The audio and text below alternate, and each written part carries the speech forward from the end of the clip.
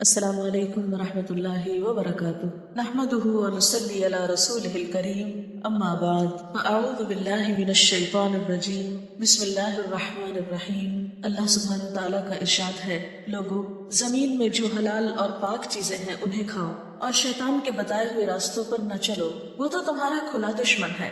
وہ تمہیں بدی اور فحش کا حکم دیتا ہے اور یہ سکھاتا ہے کہ تم اللہ کے نام پر وہ باتیں کہو جن کے متعلق تمہیں نہیں علم کہ وہ اللہ نے فرمائی ہیں۔ ان سے جب کہا جاتا ہے کہ اللہ نے جو احکام نازل کیے ہیں ان کی پیروی کرو، تو جواب دیتے ہیں کہ ہم تو اسی طریقے کی پیروی کریں گے جس پر ہم نے اپنے باپ دادا کو پایا ہے۔ اچھا، اگر ان کے باپ دادا نے عقل سے کچھ بھی کام نہ لیا ہو، وہ راہ راست پر نہ ہو، تب بھی وہ انہی کی پیروی کریں گے۔ عید کی مناسبت سے ہماری آج کی گفتگو کا عنوان ہے اسلام میں کھانے پینے کے آداب۔ کھانا پینا انسان کی ضرورت ہے، لیکن عام طور پر عید کے موقع پر کھانے پینے کا کچھ زیادہ ہی اہتمام کیا جاتا ہے۔ اس کے بارے میں ہمارا دین ہمیں کیا سکھاتا ہے؟ سب سے پہلی بات تو کہ جو کھاؤ حلال ہو، پاکیزہ ہو، عمدہ ہو، صاف ستھرا ہو، اور پھر کھا کر اللہ کا شکر بجا لاؤ۔ شیطان کے طریقوں کی پیروی نہ کرو۔ ٹھیک ہے، شیطان کے طریقے نہیں تو پھر رحمان کے طریقے کیا ہے؟ تو کھانے پینے کے معاملے میں ہمارا دین ہمیں کیا سکھاتا ہے؟ وہ کیا ادب آداب ہیں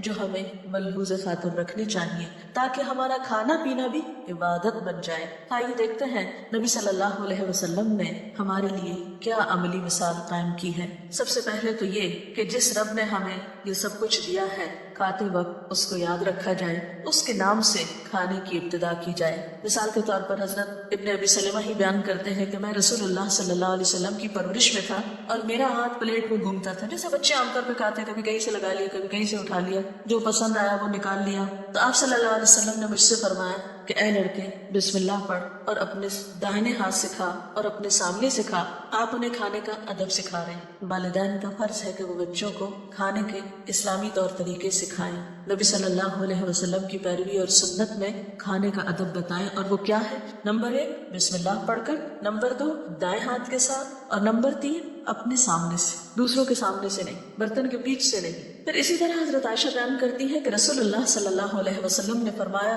جب تم میں سے کوئی کھانا کھائے تو وہ بسم اللہ پڑھے، اگر کھانے کے شروع میں بسم اللہ پڑھنا بھول جائے تو پھر بسم اللہ اولہ و آخرہ پڑھے، یعنی درمیان میں کیا کہے کہ اللہ کے نام سے، کیونکہ وہی اول وہی آخر ہے، یعنی اول و آخر اللہ ہی کا نام ہے۔ اگر شروع میں بھول گئے ہیں تو بیچ میں اللہ ہی کا نام لے رہے ہیں۔ پھر اسی طرح ایک اور روایت میں آتا ہے، حضرت حذیفہ بیان کرتے ہیں کہ جب ہم کبھی رسول اللہ صلی اللہ علیہ وسلم کے ساتھ کھانا تناول کرتے تو ہم اس وقت تک اپنے ہاتھ کھانے میں نہ رکھتے جب تک کہ رسول اللہ صلی اللہ علیہ وسلم اپنا ہاتھ کھانے میں نہ ڈالتے۔ اس سے کیا پتہ چلتا ہے کہ کھانے کی ابتدا گھر کے بڑے شخص سے ہونی چاہیے، یعنی ابتدا وہ کرے، یا کسی محفل میں اگر کوئی بزرگ شخصیت ہے، والدین ہیں یا دادا دادی ہیں یا کوئی اور بڑا انسان ہے، تو ابتدا اس سے کروانی چاہیے۔ پھر اسی طرح ایک اور جگہ پر ہمیں یہ پتہ چلتا ہے کہ آپ صلی اللہ علیہ وسلم کے ساتھ 6 صحابہ کھانا کھا رہے تھے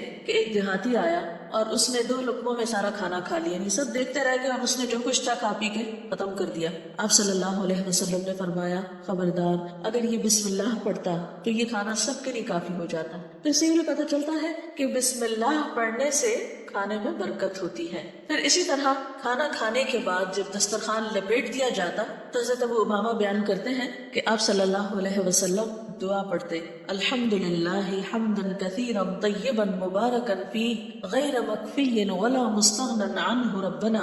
ترجمہ ہے، تمام تعریف اللہ کے لیے ہے، بہت زیادہ تعریف، عمدہ، بابرکت، نہ اس سے کفایت کی گئی ہے اور نہ ہی اے ہمارے پروردگار ہم اس کھانے سے مستغنی ہیں، یعنی ہم تیری تعریف کا حق بھی ادا نہیں کر سکتے اور یہ کھانا بھی ہماری ضرورت ہے، ہم اس سے بے نیاز نہیں رہ سکتے، یعنی نہ تجھ سے بے نیاز رہ سکتے ہیں اور نہ تیری نعمتوں سے، اس لیے جب تیری نعمت استعمال کر رہے ہیں تو تیرا نام بھی ضرور لینا چاہتے ہیں۔ پھر اسی طرح ایک اور دعا بھی ہے، کھانے کے آخر میں پڑھی جا سکتی ہے، الحمدللہ الذی اطعمنا وسقانا وجعلنا مسلمین۔ اسی طرح ہم دیکھتے ہیں کہ نبی صلی اللہ علیہ وسلم جب کھانا کھاتے ہیں تو کھانے کے عیب نہیں نکالتے تھے، جو سامنے آتا کھا لیتے اگر پسند ہوتا، اور اگر پسند نہیں ہوتا تو خاموشی اختیار کرتے، کھانے میں نکتہ چینیاں نہیں کرتے، کھانے کے عیب نہیں نکالتے تھے۔ پھر اسی طرح اگر کبھی گھر تشریف لاتے، باقاعدہ سالن نہ ہوتا تو جو بھی چیز میسر آتی اسے کھا لیتے اور اللہ تعالیٰ کا شکر ادا کرتے۔ مثلا حضرت جابر بیان کرتے ہیں کہ نبی صلی اللہ علیہ وسلم نے اپنے گھر والوں سے سالن طلب کیا،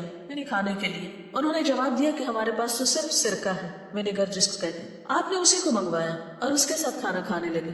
کوئی اعتراض نہیں کیا، کوئی ناراضگی کا اظہار نہیں کیا، کوئی بھی ناشکری کے کلمات نہیں تھے۔ روٹی کو سرکے میں ڈبویا اور کھا لیا، اور فرماتے جاتے کہ سرکہ بہترین سالن ہے۔ یعنی معمولی سے معمولی چیز بھی ہو سامنے تو اس کی بھی تعریف کرنی چاہیے اور اس نعمت پر اللہ کا شکر ادا کرنا چاہیے۔ پھر اسی طرح بسا اوقات بہت سے لوگ مل جل کر کھانا کھا رہے ہوتے ہیں تو اس میں خصوصی طور پر خیال رکھنا چاہیے کہ صرف اپنے ہی لیے اپنی پسند کی چیزیں نہ نکالی جائیں یا سمیٹی جائیں، بلکہ دوسروں کی رعایت رکھتے ہوئے کھایا جائے۔ پھر اسی طرح یہ کہ دائیں ہاتھ سے کھانے کا اہتمام جو ہے وہ بے حد ضروری ہے۔ ایک شخص نے کہا کہ میں دائیں ہاتھ سے نہیں کھا سکتا تو آپ صلی اللہ علیہ وسلم نے اس پر ناراضگی کا اظہار کیا۔ یعنی اللہ تعالیٰ کا شکر ادا کرنے کے لیے یہ بھی ضروری ہے کہ کھانا کھاتے ہوئے سنت رسول صلی اللہ علیہ وسلم کا خیال رکھا جائے، اور اگر ہمیں بچپن سے کچھ ایسی عادتیں پڑ چکی ہیں تو ان خراب عادتوں کو بطور خاص اپنی زندگی سے نکال دیا جائے تاکہ ہمارا کھانا پینا بھی عبادت بن جائے۔ پھر اسی طرح ایک اور چیز یہ ہے کہ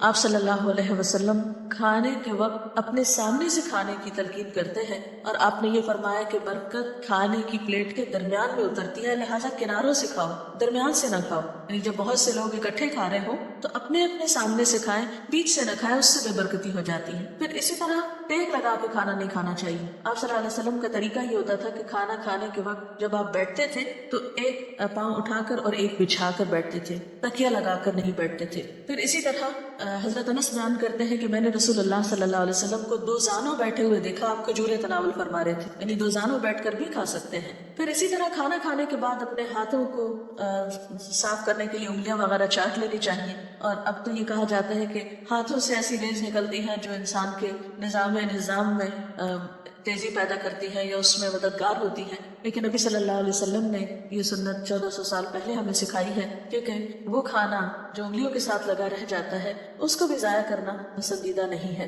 بعض لوگ سمجھتے ہیں کہ شاید یہ کوئی لالچ کی بات ہے یا بہت میل لگتا ہے کہ آپ انگلیاں چاٹیں، لیکن نہیں، یہ نبی صلی اللہ علیہ وسلم کی سنت اور طریقہ ہے، اور کھانے کی ایک طرح سے قدردانی بھی ہے۔ آپ صلی اللہ علیہ وسلم نے فرمایا کہ جب تم میں سے کوئی آدمی کھانا کھائے تو وہ اپنی انگلیوں کو چاٹنے سے پہلے صاف نہ کرے، یعنی پہلے ٹشو وغیرہ سے نہ صاف کیا جائے بلکہ پہلے اس کے ساتھ لگے ہوئے کھانے کو لکھ کر لیا جائے۔ حضرت کعب بن مالک بیان کرتے ہیں کہ میں نے رسول اللہ صلی اللہ علیہ وسلم کو کھانا کھاتے دیکھا، آپ 3 انگلیوں کے ساتھ کھانا تناول کر رہے تھے، یعنی یہ سارے کے سارے ہاتھ نہیں بیچ میں ڈال رہے تھے بلکہ 3 انگلیوں کا استعمال کر رہے تھے، اور جب آپ فارغ ہو جاتے تو اپنی انگلیوں کو چاٹ لیا کرتے تھے۔ پھر اسی طرح آپ صلی اللہ علیہ وسلم نے برتن کو بھی چاٹنے کا حکم دیا، یعنی کھانا کے بعد اس کو بھی اچھی طرح صاف کیا جائے۔ آپ نے فرمایا تم نہیں جانتے کہ تمہارے کون سے کھانے میں برکت ہے، وہ جو تم کھا چکے ہو یا وہ جو تم بچا کے پھینک رہے ہو۔ اس لیے ضروری یہ ہے کہ پہلے تو حسب ضرورت اتنا نکالا جائے جتنا آپ کو کھانا ہے، زائد نہ نکالے، لیکن بسا اوقات انسان نکال لیتا ہے لیکن اس کا دل نہیں چاہتا کہ کھانے کو، تو ایسی صورت میں بھی کسی اور کو کھانے میں شریک کر لیں، یا یہ کہ جب کھا چکے تو کچھ حصہ چھوڑ نہ دیں۔ پھر اسی طرح ہمیں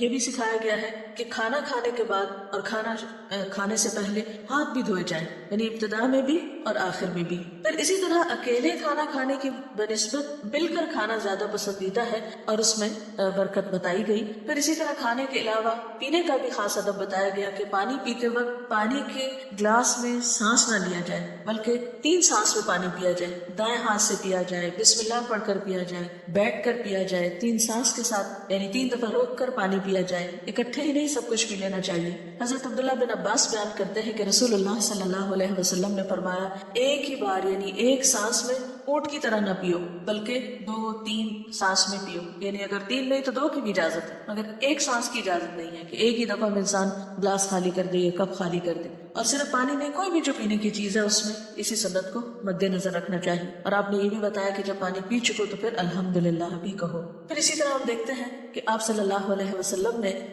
مشق وغیرہ کو منہ لگا کر پانی پینے سے منع کیے. کسی ایسے برتن سے نہیں پینا چاہیے کہ جس کے اندر سے نظر نہ آ رہا ہو سکتا ہے کہ اس کے اندر کوئی ایسی چیز ہو کہ جو انسانی صحت کے لیے نقصان دہ ہو. اسی طرح بوٹلز کو منہ لگا کر پینا اور پھر اس میں باقی پانی چھوڑ دینا بعض اوقات وہ بیکٹیریا کی افزائش کا سبب بنتا ہے اور صحت کے لیے نقصان دہ ہوتا ہے. اسی طرح ہم دیکھتے ہیں کہ آپ صلی اللہ علیہ وسلم نے کھانے پینے کی چیزوں میں پھونک مارنے سے منع کیا. اور یہ بھی ایک فیکٹ ہے کہ انسان جب سانس اندر لے کے جاتا ہے تو آکسیجن اندر جاتی ہے، جب باہر نکالتا ہے تو کاربن ڈائی آکسائڈ باہر آتی ہے اور وہ ایک زہریلی گیس ہے. اس کو جب کھانے کے اوپر پھونکتے ہیں تو کھانے کے اندر ناپسندیدہ اثرات پیدا ہوتے ہیں. اس لیے آپ صلی اللہ علیہ وسلم نے 1400 سال پہلے ہی ہمیں یہ سنت سکھائی کہ اس چیز سے پرہیز کیا جائے. پھر اسی طرح چلتے پھرتے ہوئے کھانے سے منع کیا گیا ہے، یعنی گھوم پھر کر ادھر ادھر یا کھڑے ہو کر کھایا پیا جائے تو یہ ایک ناپسندیدہ چیز ہے. الا یہ کہ آپ کے پاس کوئی کھانے پینے کے لیے باقاعدہ جگہ نہیں ہے تو اس صورت میں آپ مجبوراً کھڑے ہو کر بھی کھا سکتے ہیں یا پی سکتے ہیں.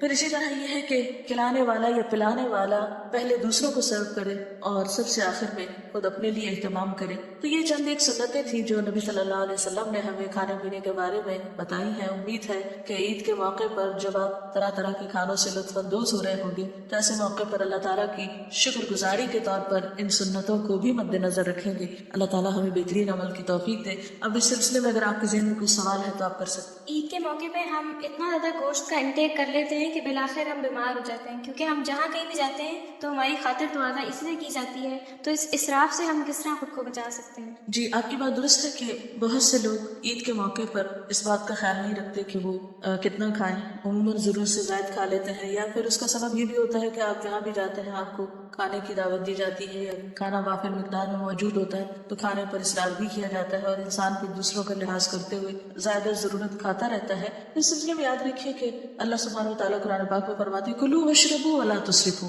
کھاؤ اور پیو لیکن اسراف نہیں کرو، حد سے زیادہ نہیں کھاؤ. کھانا جہاں اللہ کی نعمت ہے وہاں اس کا زیادہ ضرورت استعمال جو ہے وہ انسان کے لیے باعث زحمت ہے، بہت سی بیماریوں کا سبب ہے. نبی صلی اللہ علیہ وسلم کا طریقہ یہ تھا کہ جب تک بھوک لگی نہ ہوتی تھی کھانا کھاتے نہیں تھے اور ابھی کچھ بھوک باقی ہوتی تھی تو کھانے سے ہاتھ کھینچ لیتے تھے. اس لیے اگر ہم سنت کی پیروی کریں گے تو انشاءاللہ کھا کر بیمار نہیں ہوں گے. جی آپ کے سوال؟ ڈاکٹر صاحب میرا سوال یہ ہے کہ نبی اکرم صلی اللہ علیہ وسلم کا طریقہ پتہ چلا کہ 3 انگلیوں سے کھانا کھاتے تھے. 3 انگلیوں سے کھانا کھانا مشکل معلوم ہوتا ہے. جی بظاہر 3 انگلیوں سے کھانا اگرچہ مشکل نظر آتا ہے لیکن اگر دیکھا جائے تو 3 انگلیوں سے کھانے میں حکمت یہ ہے کہ نوالا بہت بڑا نہیں بنے گا، آپ کم مقدار کی چیز اٹھا سکیں گے. جب لقمہ چھوٹا ہوگا تو اس کے چبانے میں بھی آسانی ہوگی. اور دوسری بات یہ ہے کہ انسان کے کھانے کی جو حرص ہے اس کو بھی یہ طریقہ کٹ ڈاؤن کرتا ہے، یعنی حرص کو ختم کرتا ہے. پھر یہ کہ جب آپ آہستہ آہستہ کھاتے ہیں تھوڑا تھوڑا کھاتے ہیں تو تھوڑا ٹائم لگتا ہے تو اس میں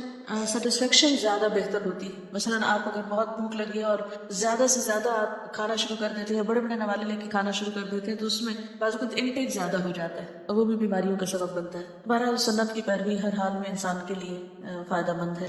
میرا سوال یہ ہے کہ کھانے کے دوران باتوں کی کس حد تک پرمیشن ہے؟ کیونکہ بعض اوقات ایسے لوگ اس طرح کرتے ہیں کہ بہت لمبی لمبی جو میٹنگز ہوتی ہیں وہ بھی کھانے پہ رکھ لیتے ہیں اور پھر دوبارہ ٹھنڈا ہو جاتا ہے گرم کرنے پرابلم. اب دیکھیے کہ ہمارا دین اعتدال کا دین ہے. نہ تو کھانے کے وقت بالکل خاموشی سے بہت سنجیدہ ہو کے بیٹھنا چاہیے جیسے کوئی ناراض لوگ اکٹھے بیٹھے ہیں، اور نہ ہی اتنا کھلکھلا کے ہنسنا چاہیے یا اتنی زیادہ باتیں کرنی چاہیے کہ کھانا ٹھنڈا ہو جائے یا کھانا اگر آپ کہیں دعوت پر ہیں کسی کے ہاں تو میزبان کو بہت تکلیف کا سامنا کرنا پڑے کہ کھانا کھاتے کھاتے ٹھنڈا ہو گیا وہ پھر گرم کر کے لا رہے ہیں، یا یہ کہ کھانے کی مجلس اتنی طوالت پکڑ گئی ہے کہ وہ ایک اور ہی مجلس بن گئی. تو کھانے کے دوران بات کرنا منع نہیں ہے لیکن اعتدال کے ساتھ بات چیت بھی کیجیے تاکہ مجلس خوشگوار رہے. اور بسا اوقات کھانا ایک بہانہ ہوتا ہے، اصل چیز ملاقات ہوتی ہے. تو ملاقات کے اس موقع کو خوشگوار بنائیے، اعتدال کے ساتھ گفتگو کیجیے اور ساتھ کھانا بھی کھاتے رہیے. اس کے ساتھ ہی ہمارا آج کا پروگرام ختم ہوتا ہے. اجازت چاہتے ہیں. سبحانک اللہم و بحمدک نشہد ان لا الہ الا انت نستغفرک و نتوب الیک. والسلام علیکم ورحمۃ اللہ وبرکاتہ.